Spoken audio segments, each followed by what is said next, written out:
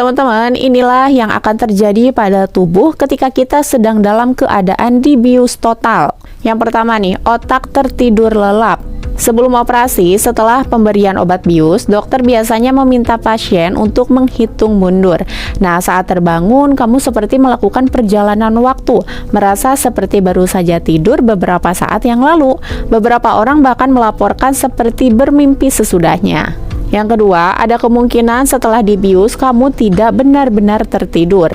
Nah, ini nih teman-teman yang bikin ngeri. Jarang, dalam sekitar 1 atau 2 dari 1000 kasus, seseorang mungkin sadar selama anestesi, tetapi mereka biasanya tidak merasakan sakit. Kesadaran anestesi dapat terjadi karena beberapa alasan.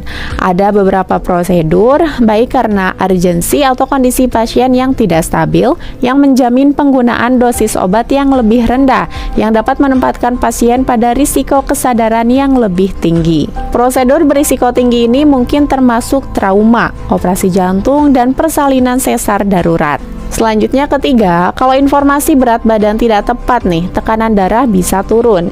Dosis awal seringkali didasarkan pada berat badan. Memberikan berat badan yang salah dapat menyebabkan pemberian dosis anestesi dan antibiotik yang lebih rendah.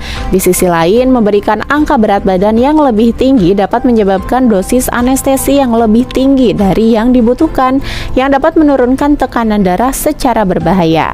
Keempat, teman-teman bisa mengalami pendarahan berat kalau tidak berhenti minum obat tertentu. Kalau kamu disuruh menyetop obat pengencer darah pada hari Jumat dan kamu lupa dan tidak melakukannya sampai hari Senin, beritahu dokter. Juga diskusikan obat dan suplemen apapun yang kamu konsumsi, termasuk zat rekreasi atau narkoba.